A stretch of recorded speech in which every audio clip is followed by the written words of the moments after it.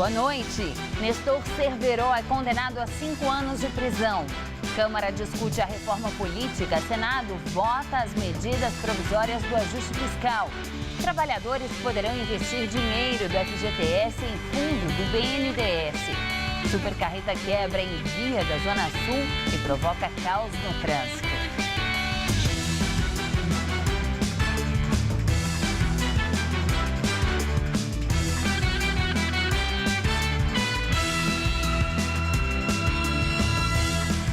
Um acidente com uma supercarreta complicou o trânsito na Zona Sul de São Paulo. A repórter Fernanda Azevedo está no local e tem mais informações. Fernanda. Olá, Juliana, boa noite. Bom, a carreta foi retirada agora à noite aqui da Avenida CUPC por volta de 9 horas da noite. Foram necessários 6 caminhões para guinchá-la. Agora segue no sentido do Porto de Santos, que já era o destino original. Essa carreta que saiu de Jundiaí, no interior de São Paulo, iria então para Santos. Por aqui só confusão, né? Porque essa carreta, o engate dela se rompeu aqui nessa subida da CUPC e parte da carga, um transformador industrial de 200 toneladas, bateu contra 2 lojas. Essa daqui de material de construção foi a mais atingida, bem destruída. A outra ali de motos também, uma parte da fachada caiu. Poste de iluminação aqui da região também caiu. Era uma super carreta, né? Uma carreta que tem 104 metros de comprimento, o tamanho de comprimento de um campo de futebol, 32 eixos e 250 pneus. E aí esse impacto muito forte sobre as lojas. Foi uma confusão, caos no trânsito, porque a Avenida CUPC precisou ser completamente bloqueada no sentido bairro. Agora, como a carreta foi retirada, a CET liberou 2 faixas aqui para o tráfego de veículos. Ainda não há previsão para a liberação total da via, porque ainda tem muita gente trabalhando no conserto da fiação e das lojas. Voltamos ao estúdio, Juliana. Shoppings de São Paulo ignoram lei que estipula dimensões para vagas de estacionamento. Com isso, eles tentam atender a quantidade mínima de vagas determinadas. O problema é que o jeitinho provoca dor de cabeça aos clientes. Olha só como esses carros estacionaram. Agora imagina como os motoristas fizeram para abrir a porta e sair. E esses aqui, então, ninguém passa nesse espacinho. Essa é a realidade de muitos shoppings da capital. Tem uma configuração para vagas pequenas, médias e grandes. Tem um percentual, 5% de vagas grandes, 45% de vagas médias e 50% de vagas pequenas. A vaga pequena, ela mede 2 metros por 4,20. A vaga média, 2,10 por 4,70 e a vaga grande, 2,50 por 5,50. Esses são os padrões que a prefeitura impõe para que um projeto seja aprovado. Mas a Trena não mente. Olha aí. Muitas vagas não medem nem o mínimo estipulado pelo Código de Obras e Edificações, atualizado em 1992. Esse padrão, para mim, já é um pouco obsoleto. 23 anos e saiu esse código que determina esses padrões de vagas, de corredores, tudo está especificado no Código de Obras. É péssimo, né? Podia ter uma engenharia melhor de vaga. Tem muita gente que não consegue manobrar e fica realmente muito ruim. Acaba batendo na porta do lado. É ridículo esse tamanho de vaga. Eles querem pôr mais gente no lugar que não cabe. Então fica diminuindo o espaço para você colocar. Quanto maior o shopping, maior também deve ser o número de vagas disponíveis para os clientes. Então, a cada nova expansão, a empresa precisa criar um novo espaço para os carros. Precisa, mas nem sempre cumpre. Prova disso são os jeitinhos que os shoppings da capital dão para ficar em dia com a lei. Na verdade, não cabe o carro na vaga dessa garagem, né, cada vaga dessa. Aí, às vezes, a gente tem que pegar 2 vagas. Os carros modificaram muito de tamanho, de largura, raio, de curvatura, né?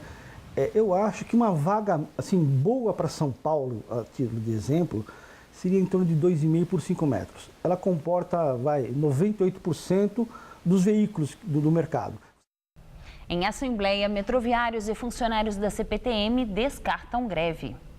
Os funcionários do metrô e da CPTM decidiram adiar a greve marcada para esta quarta-feira para a semana que vem. Essa decisão será tomada na segunda-feira que vem. Os metroviários pedem um reajuste salarial de 8,71%. O governo disse que não, aceitou no máximo 7% de reposição da inflação. A briga foi parar na Justiça e na semana que vem, na segunda-feira, haverá uma reunião no Tribunal Regional do Trabalho. E aí a decisão que ocorrer desse encontro será trazida para uma nova assembleia e os funcionários vão decidir se entram em greve ou se voltam ao trabalho normalmente e aceitam esse reajuste proposto pelo governo. O mesmo com os funcionários da CPTM. Portanto, a greve, marcada inicialmente para esta quarta-feira, não vai ocorrer. Ex-diretor da Petrobras, Nestor Cerveró, é condenado a 5 anos de prisão. Inicialmente, Cerveró terá que cumprir prisão em regime fechado. O juiz Sérgio Moro condenou o ex-diretor da Petrobras por lavagem de dinheiro referente a um apartamento no Rio de Janeiro. Na denúncia do Ministério Público Federal, ele adquiriu um imóvel de luxo com dinheiro que teria recebido como propina da Petrobras. O valor teria sido enviado ao exterior por meio de empresas localizadas no Uruguai e na Suíça. O ex-diretor da área internacional da estatal ainda é réu em mais uma ação penal da Lava Jato.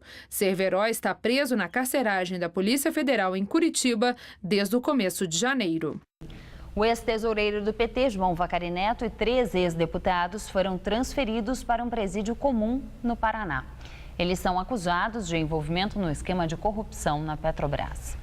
Eles estavam presos na sede da Polícia Federal e foram levados para o Complexo Médico Penal de Pinhais, na região metropolitana de Curitiba. As transferências ocorreram a pedido da Polícia Federal, que alega falta de espaço na carceragem. Além do ex-tesoureiro do PT, foram transferidos André Vargas, ex-PT, Luiz Argolo, do Solidariedade, e Pedro Correia, do PP. Eles já são réus por corrupção e lavagem de dinheiro envolvendo recursos desviados da Petrobras. Atualmente, no complexo já estão presos outros 5 réus da Lava Jato, entre eles o ex-diretor da estatal, Renato Duque, e o lobista Fernando Soares, mais conhecido como Fernando Baiano. A dispensa dos empreiteiros João Ricardo Auler, ex-presidente do Conselho de Administração da Camargo Correia, e José Aldemário Pinheiro Filho, ex-presidente da construtora OAS, causou divergência e críticas entre os deputados da CPI da Petrobras. Auler e Pinheiro disseram que usariam o direito de permanecerem calados e foram dispensados pelo presidente da CPI, o deputado Hugo Mota, do PMDB da Paraíba. É a 3ª vez que Mota dispensa pessoas envolvidas no esquema de corrupção. Na semana passada, o ex-executivo da Engevix, Gerson Almada, também foi liberado do depoimento. Já o ex-vice-presidente da Camargo Correia, Eduardo Hermelino Leite, disse aos deputados da CPI da Petrobras que a relação da empreiteira com a estatal seria muito difícil se não houvesse o pagamento de propina. O executivo confirmou que a empreiteira pagou 110 milhões de reais em propina. Desses valores, 47 milhões foram pagos a Paulo Roberto Costa e 63 milhões a Renato Duque. De acordo com o empreiteiro, os ex-diretores poderiam impor penalidades à construtora e não receber representantes da empresa para tratar das obras se os pagamentos não fossem feitos regularmente. Na verdade, isto era uma metodologia já existente no mercado, já existente na empresa, e o qual nós, no encargo das nossas funções, tínhamos que dar continuidade. Eu posso me arrepender, sim, de não ter deixado a atividade, mas também era muito difícil. Eu tinha acabado de ser alçado a vice-presidente de uma grande corporação.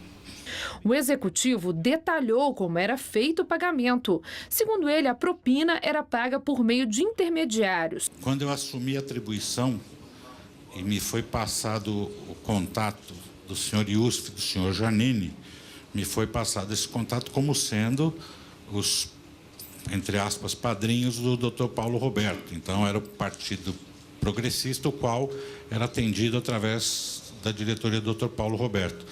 Do mesmo jeito que quando me foi passado o contato do Dr. Renato Duque, me foi também informado que era a diretoria que atendia ao Partido dos Trabalhadores. Eduardo Hermelino Leite indicou à CPI da Petrobras que denunciou outros gerentes da estatal como recebedores de propina, mas disse que não pôde dar detalhes porque o caso ainda está sob investigação. O empreiteiro também contou que o ex-tesoureiro do PT, João Facari Neto, pediu a ele que os débitos da Camargo Correia com propinas atrasadas fossem quitados por meio de doações eleitorais ao PT. Reiterei a ele que essa decisão não era minha, era da área institucional da empresa e queria encaminhar. A resposta que houve é: não iremos proceder desta forma.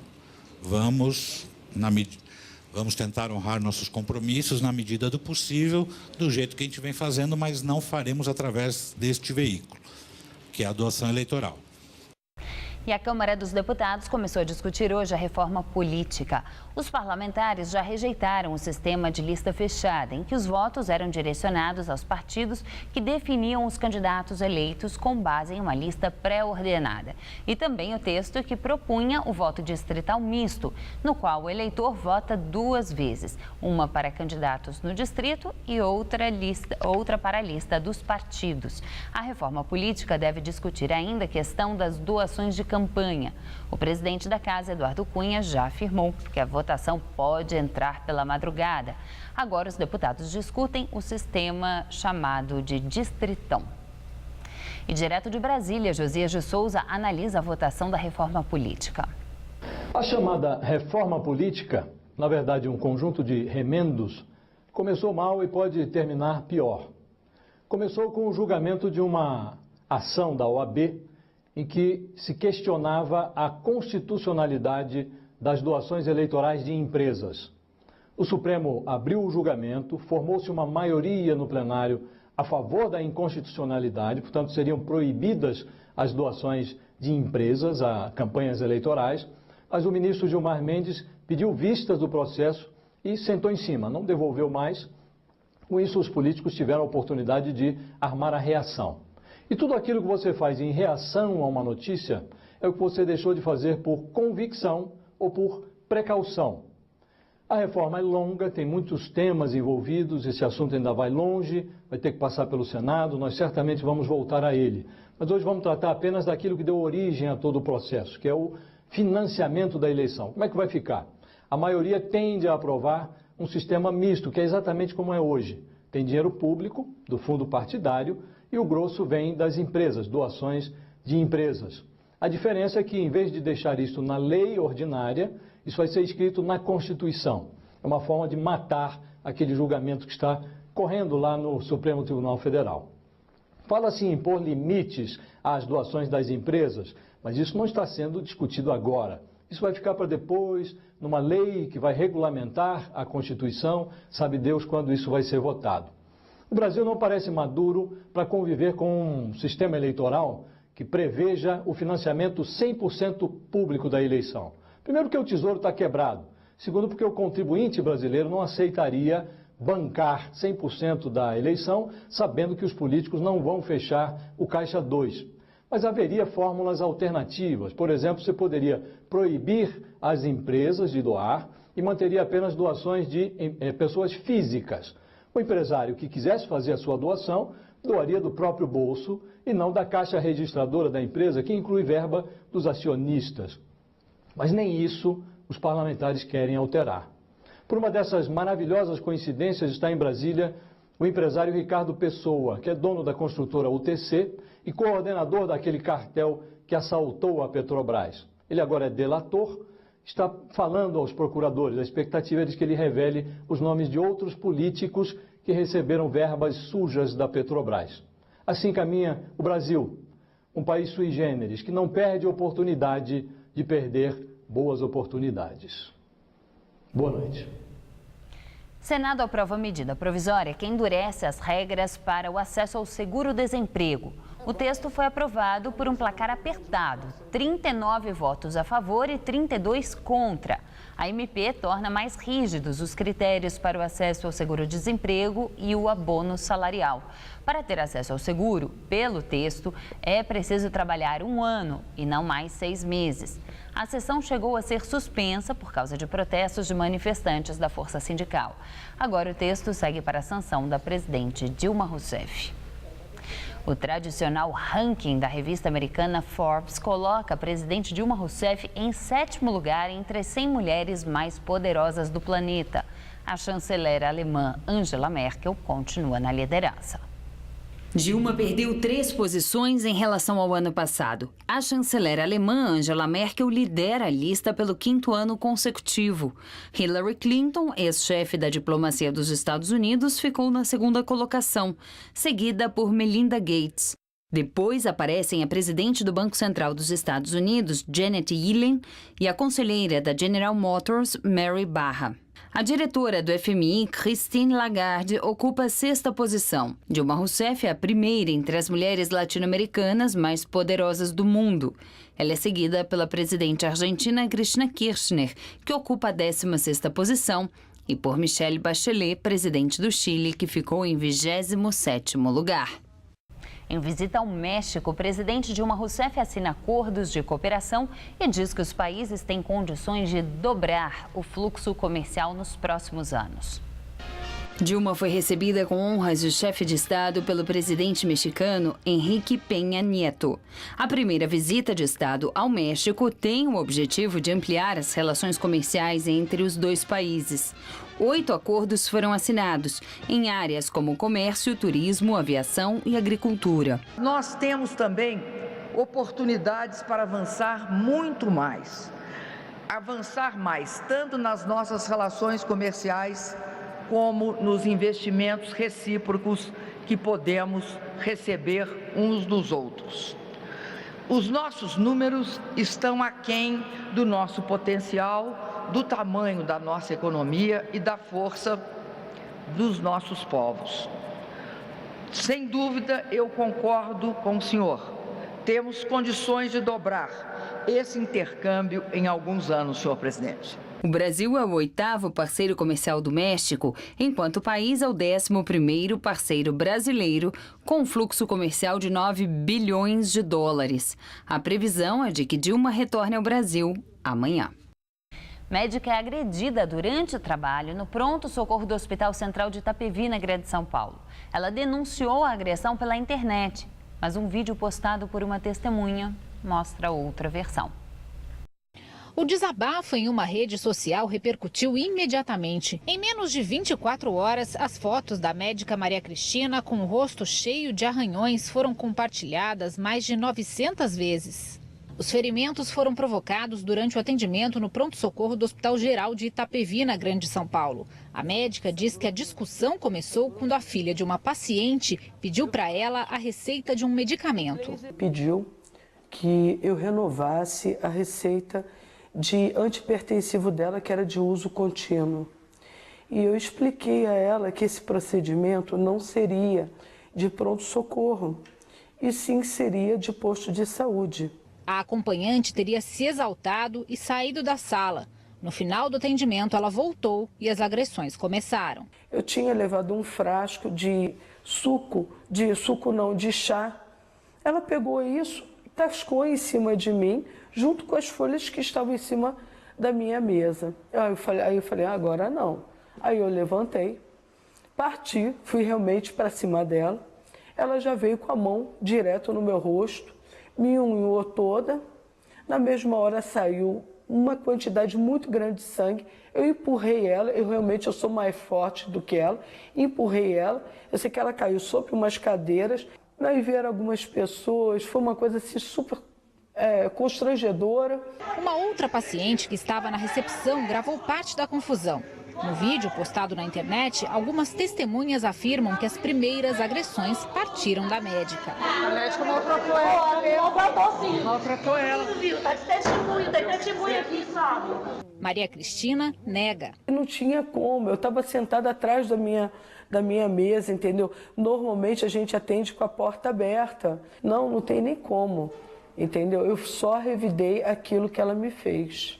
O caso foi registrado aqui na delegacia de Itapevi. A médica é tratada pelo delegado como a vítima da ocorrência, mas exames de corpo de delito foram solicitados tanto para ela quanto para a agressora.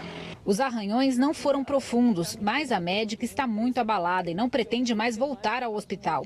A doutora Maria Cristina tem 24 anos de medicina, boa parte atuando na saúde pública. Ela diz que nunca passou por uma situação como esta, mas que a violência dentro dos hospitais tem se tornado comum. Todos os dias a gente vê isso. É cada dia crescente o número de pessoas que, sabe, desmerecem um trabalho que é nobre, é uma coisa bonita, gente. Sabe, eu tenho o maior amor pelo que eu faço, amo o que eu faço. Procurada, a Prefeitura de Itapevi não se manifestou sobre o caso. Polícia Federal prende em Recife um dos líderes de uma máfia italiana. Ele estava foragido havia quase 20 anos. Condenado à prisão perpétua pela Justiça italiana, aqui no Brasil, Pasquale Scotti era dono de uma empresa de fogos de artifício e de uma imobiliária. Foi a comparação das digitais que possibilitou a Interpol no Brasil identificar que o mafioso usava identidade falsa e tinha até CPF e título de eleitor brasileiros ilegais. Scott teve a prisão decretada pela Justiça italiana em 1991 e foi condenado à prisão perpétua por porte ilegal de arma, extorsão e 26 homicídios cometidos entre 1980 e 1983. Ele é apontado como o braço direito de Raffaele Cutolo, líder da nova Camorra Organizada, uma das máfias mais violentas da Itália. Com a prisão, as autoridades italianas começam agora o processo de extradição dele para a Itália. A seguir, medicamentos com preços amargos. Pesquisa do Procon mostra a variação de quase 1000% no valor de um mesmo remédio. O governo federal está fazendo cortes nos gastos e ajustando suas despesas às receitas, como qualquer família faz quando as despesas crescem mais do que a renda. Agora, é importante que você saiba que esses ajustes são urgentes e necessários para preservarmos as conquistas dos últimos anos. Milhões de famílias saíram da extrema pobreza. Milhões de brasileiros realizaram o sonho da casa própria. Milhões de jovens conseguiram acesso ao ensino superior e aos cursos profissionalizantes. Os ajustes são fundamentais para que o Brasil reequilibre suas contas e avance no caminho do crescimento, com inflação sob controle, geração de mais empregos, mais renda e novas oportunidades para todos. Os ajustes são temporários, mas os seus resultados serão permanentes. Saiba mais, brasil.gov.br. Brasil, ajustar para avançar.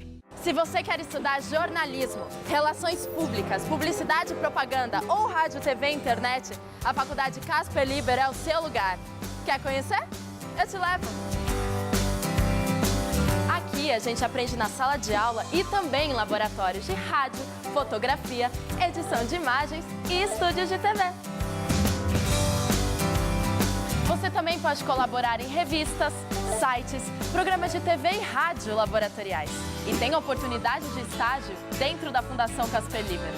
São mais de 60 anos de tradição numa localização incrível. Faculdade Casper Libero, formando os melhores profissionais da comunicação. Quer saber mais? Acesse nosso site. No Todo Seu de hoje, Rony Fon vai fuxicar com Esther Rocha. Estherzinha me garantiu que vem cheia de notícias quentinhas. Tem ainda um espetáculo em tributo ao rei do pop Michael Jackson, com Rodrigo Teaser, que é uma maravilha. E uma entrevista com o grande jornalista Cláudio Kassug. Todo seu hoje, 10h30 da noite. Pode vir que eu tô aqui te esperando, né?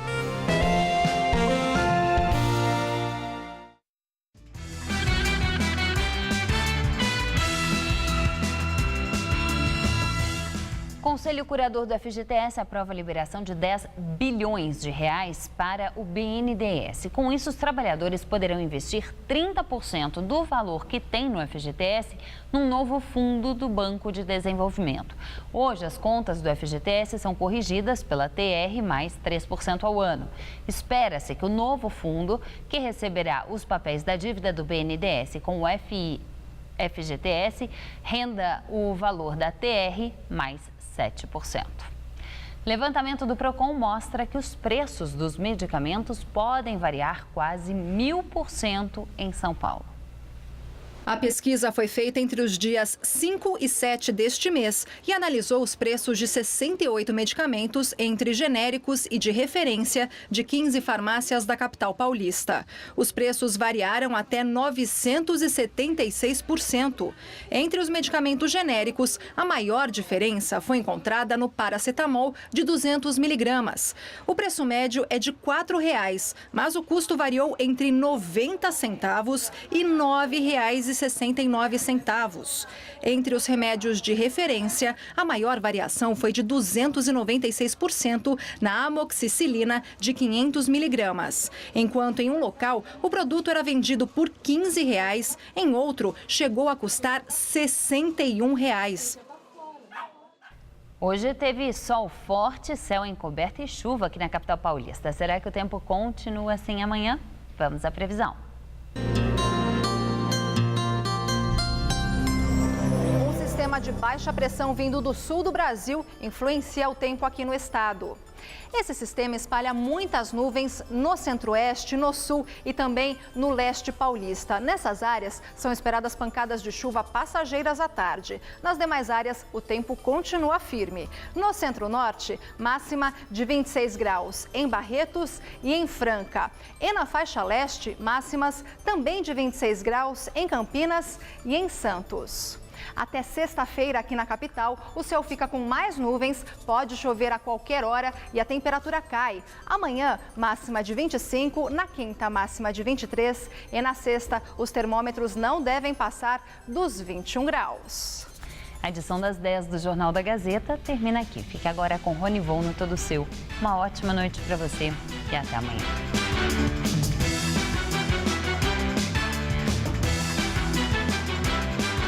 A cantora Paula Lima responde tudo em A Máquina. Logo mais, 11h30 da noite.